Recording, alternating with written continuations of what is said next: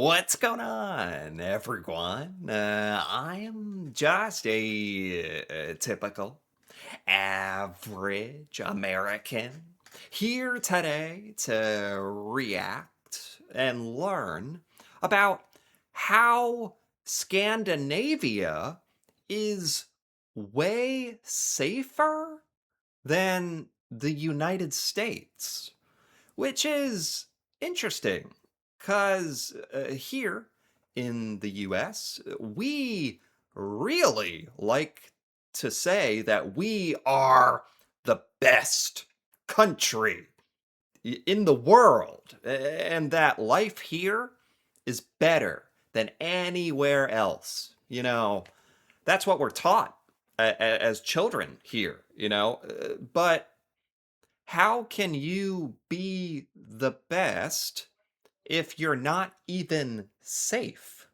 So today, I really want to check out this video here and learn about some of the ways that Scandinavia, the Scandinavian countries, are actually safer than the US. So let's take a look. But today's video is specifically about trust and safety. Not in a I trust my friends way, but in like a societal trust type of way. But I didn't Oh, yeah, sure. Cause yeah, it means a different thing. Like I trust my brother, I trust my wife, my parents. That's like family and friends, but she's talking about like trust in other people, strangers, society, you know, which I would say, in American society, we don't have a ton of trust in each other. Like if I'm being honest, like I would never leave my laptop on a table. I would lock my car, lock my house. I would never leave like my wallet out or so. Yeah, that's interesting. What's it like in like Scandinavia? but I didn't know how much of my personality was shaped by this assumption until I moved somewhere that runs on an entirely different one that I grew up with. Everyone talks about the stroller thing, right? Scandinavia and the stroller thing. I Right. actually think it's such a great example of social trust in Scandinavia and a great starting point for my emotional reckoning. The stroller thing. I've heard of that. This is that like in all Scandinavian countries? I know I've heard about this in Norway where like the stroller thing. People leave their children out in strollers or like babies in like baby carriers, right? Like it's not just weird because you're leaving them out in like the cold weather or something. It's crazy for Americans because you're leaving kids in their stroller unattended with like you're not watching them, like you're not afraid something's going to happen, which is unbelievable. From an American perspective, that is unbelievable that you could do that. We've all seen it before. The pictures of the strollers sitting outside the cafes. Yes, I've heard of this. Babies are napping in these strollers in the cold air. Parents are inside grabbing a coffee like this is the most normal thing in the world. Can you like see your baby like out the window or something? Like there's got to be something. Surely you check on them. Sure, like, you know? I just can't imagine. Like if you did this in the United States, people would call the police. Seriously, like no question. They'd call the police. They might take your baby away from you. This would be like considered neglect, abuse. Like, so we're very because not because we're high strung, although we are a bit high strung about kids. Uh, because everyone understands it's not safe for children to be alone. That's the understanding that we all have in the United States. We don't say it out loud, but it's understood. So yeah, this is totally different. And what caught my eye wasn't this lack of fear that the parents have for their babies, it was that same lack of fear in everyone else on the street. And I realized that I was the only one scanning, looking around, right? Like, Huh. Right. Right. Because if you're like a normal, good person, you would be worried for other people's children being left out. You'd be like, where's your parents? Like, where'd they go? They abandoned you. That would be what we're thinking. And we're looking for danger. Like, we got in Scandinavia, you guys just, this is so normal. You don't even think about it. I could never imagine that. That must be so nice. Like, maybe you guys don't even think about how nice it is. It's just normal for you. Like, you don't think about, oh, this is great. I don't have to watch my baby. I don't have to be worried. Um, it's nice that you guys don't even have to appreciate how nice it is, if you know what I mean. But for Americans, this is unbelievable. it wasn't even a conscious thought to these people, but it was muscle memory for me. My brain did what it does in public spaces, which is assess who's lingering around here, where are the exits. Now, I didn't grow Absolutely. up in chaos. I grew up in a relatively safe environment. I grew up in a normal American town, but normal for me. Very similar to me. I think a lot of Americans have this experience growing up in some random town in the United States. United States is a big country.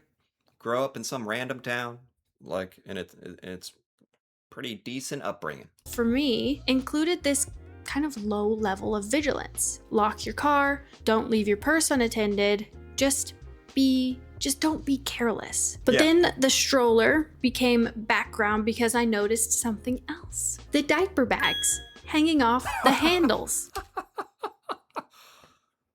Yes. Yes, there are.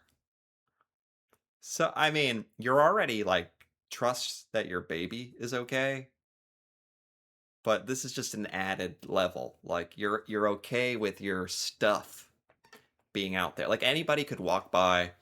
They're not going to steal your kid. That's too obvious. But they could steal your bag, your money, or whatever's in there, right?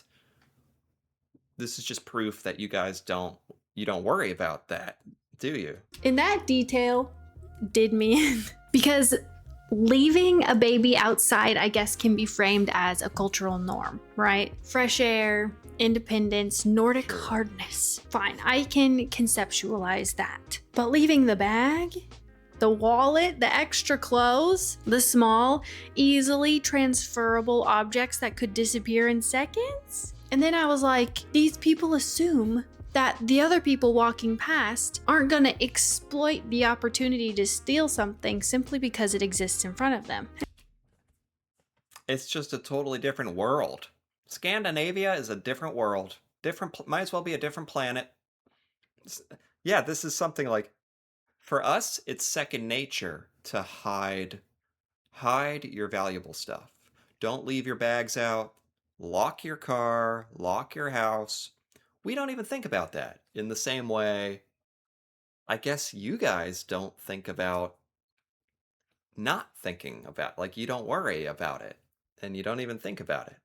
And, life goes on. But I slowly began noticing this wasn't an isolated behavior, it was a pattern. Another example would be I would go on walks and I would see a hat placed carefully on a fence post, a dropped scarf folded over a mailbox. At first, you don't really realize it, but then I was seeing the same gesture over and over and over again. And not only that, but I would see the same hat on the same fence post just sitting there for months. Someone loses something, a stranger finds it, the stranger doesn't keep it, they elevate it. They assume. What is this? What? Oh my god, what? Is Scandinavia a real place? Is this a real? This sounds like the perfect, like this is like some fantasy or something. So if somebody loses something, um you're supposed to like put it on a post or something. Like how does this work? Like in the US, 99% of the time, if it's worth anything, it's going to be taken. It's going to be picked up and taken. And honestly, people don't even get mad. Like you, how do I explain this? Like if I forgot my wallet on the ground, if I dropped it and I went back like an hour later, I would be shocked to find it. Shocked if somebody placed it like up on a post or something. Like I the expectation, I would be like, it's gone. You know what? My wallet is gone. I got to cancel my credit cards. I got to call the bank. It'd be a foregone conclusion. I'd be like, okay. Once I realized I dropped it, I'd be like, ah, it's gone. We accept that. For you guys, it's like you might actually be able to go back and find it because it's probably not gonna be stolen. Not only that, but they're gonna help. They're gonna make it easier to find it. That this person is going to come back later and look for it, so they pick it up and they make it visible for them. And in the environment I grew up in, a lost object meant risk. It's carelessness, and carelessness has consequences. I mean, this says it just says so much about Scandinavian culture. Like you guys have really figured something out. I don't know how you accomplished this attitude, this culture where everyone is so honest and trusting. How do you do that? How do we accomplish this? I don't. And of course, there's truth in that. But here, carelessness was met with a kind of communal buffering. Just this simple act of, hey, I saw that you lost this, so let me just put it up here in case you're looking for it. Well, yeah, you know why this wouldn't work in the US? Because if you lost your scarf, and let's say some nice guy came along and hung it up on the fence, someone else would just come along and take it. You know, it's not just that one person has to help. Everyone else has to agree not to take it, to let it hang there, and the rightful owner come back. So just even if there is like there are nice, honest people here in the United States. There are. But that's not enough. You need everybody like on the same page. Now, moving past hats, something much bigger that I noticed that's much more built into the structure of things here is that public transportation in many places across Norway and including its neighbors Sweden and Denmark, they often operate largely on a honor system. You buy your ticket, you get on the train. There is no physical gate stopping you from walking onto the train. What? So you guys just have a high trust society. This is what it's like. Wow. Where you don't need somebody to scan your ticket every time.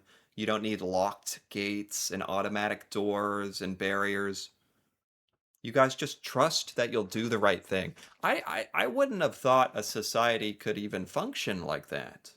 That's unbelievable. Because this just wouldn't work in the United States.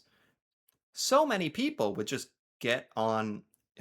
We don't really have buses and trains, but if we did, if more of us used it, people would just get on. Like, no one would pay. People just take advantage of that kind of thing. It's unfortunate, but it's why we don't have these kind of things.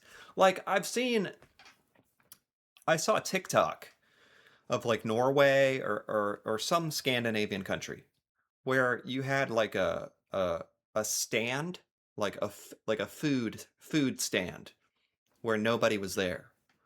People are just supposed to come drop money in and take what they pay for. And it's just honor system, trust that they won't steal everything. We can't have stuff like that, unfortunately. So yeah, we don't even really think about it.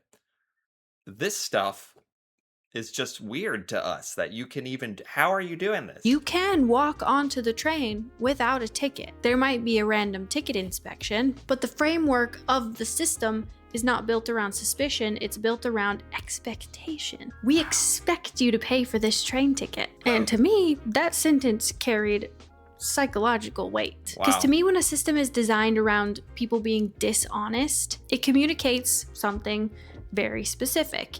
We do not trust you. And when a system is That's a good way to put it. I've never thought of it like that. Our systems are built to, around dishonesty. Our systems are built to be trustless, so you don't have to trust anyone. You have to scan everything. You have to prove everything. You have to lock everything up. For you guys, your systems are you can actually build things around trust, which is amazing.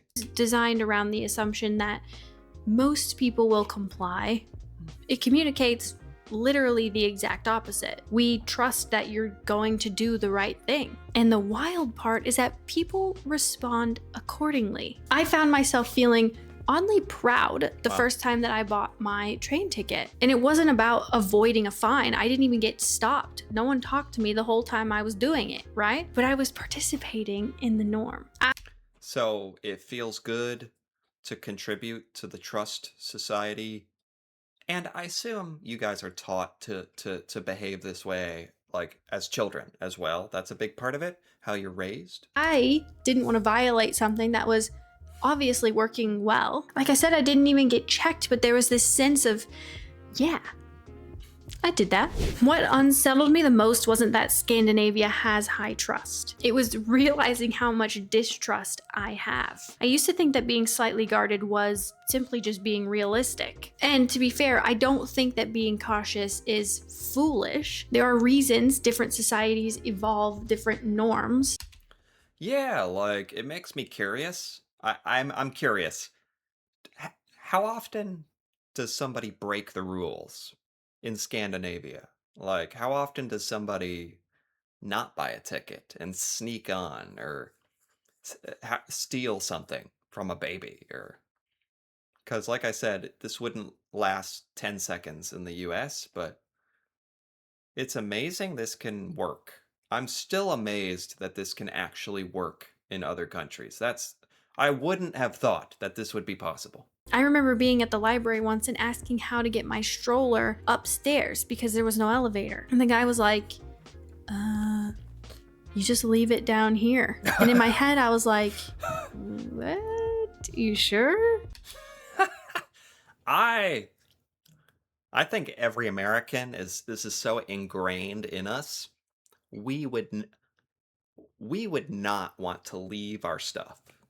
Like even if we're visiting Scandinavia, like it just feels wrong. It just feels like it just feels like scary. Like leave my belongings behind where anyone could take them. I just have to trust that no one will take them.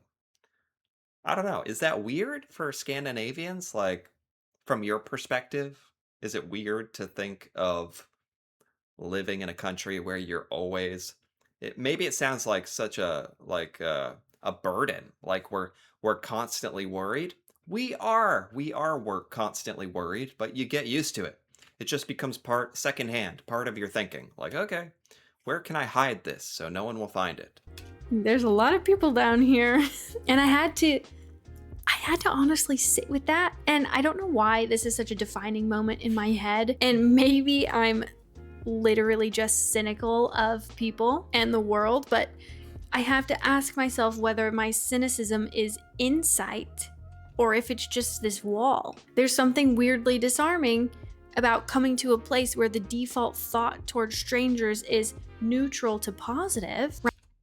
That's so different. I mean, it sounds wonderful.